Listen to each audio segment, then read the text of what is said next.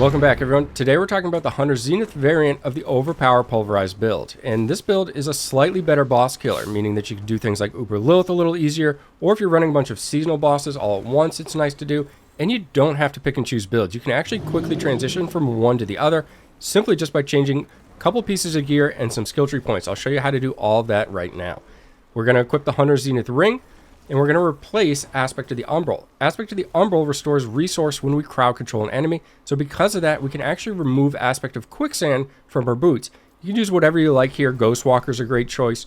You could use Flicker Step if you want to add another unique. Really doesn't much matter. Now, we're going to take advantage of the Hunter Zenith ring by swapping out some of our Werebear skills. And let's go ahead and take a look at the skill tree now so I can explain to you which ones will do in order to take advantage of that. Alright, so let's take a look at which skill points we're going to move around, and I'm going to explain to you why we're doing this. But the premise of it is that we want to shift forms frequently.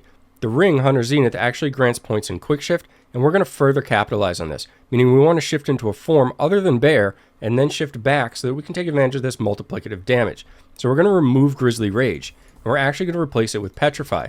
The final node of Petrify actually gives us Spirit when we kill an enemy, and 25 at that. So with just a handful of enemies, we can completely refill our Spirit just from this ability, so very useful. On top of that, we actually deal additional damage to boss, and again, this version is kind of prioritizing killing bosses or killing them in just a couple of hits. Next thing we'll do is take both points out of Circle of Life. We still get health regen when attacking from our vampiric power, so we aren't without any sustain. And we'll take another point out of Mending, but leave 1 point so that you can still get through to Provocation. What we're going to do here is just put those 3 points into Quick Shift. This is going to boost us up to 30% multiplicative damage as we shift back and forth. And again, we can do things like Petrify, Pulverize, Earthen Bulwark, Pulverize. Last thing we want to do is remove Trample, and we'll put those 3 points into Blood Howl, which will give us another method of shifting into something other than a bear and then coming back. Using the innate Blood Howl, we'll regen Spirit as well. We are leaving Debilitating Roar in the build. It's just enormous damage reduction, and with the Hunter Zenith, we can actually cast this quite frequently and remove the cooldown, or we can take advantage of that Hunter Zenith ring to get additional pulverizes.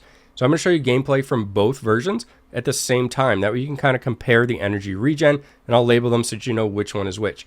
And this build overall is a little bit more enjoyable to play if you're doing Nightmare Dungeons, in my opinion, and that's because you have more of a dynamic playstyle. Instead of just running around pulverize, pulverize, pulverize, you're actually shifting back and forth. So it's a little more engaging, makes it kind of less monotonous.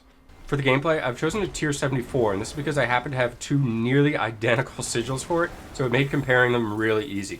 What you notice with the Spirit between the two different versions, the Hunter Zenith, which is on the foreground, is actually got more stable Spirit than the original build. This doesn't necessarily hold true when we go to do things like Blood Harvest or Helltide, so that's why I still recommend switching back and forth, but it's definitely not necessary. You can use either build for all content in the game, and I really want to stress that.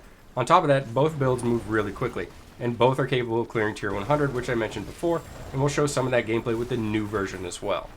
So here we are in tier 100, and as you saw in the intro, this dungeon does get cleared. In fact, I'm yet to fail a dungeon with either version of the build, but there are some affixes and sigils I avoid because the character isn't fully optimized yet in terms of gear and glyphs. Now, you do have to play a bit more cautious and play around your cooldowns, including Overpower. This will create burst windows that wipe the screen, but you'll get through the dungeon, and that's all that matters. I'll leave an updated version of the D4 builds guide in the pinned comment, along with a link to the original video that better explains how the remainder of the build works for anyone interested. As always, thanks for taking the time to watch, and enjoy the builds.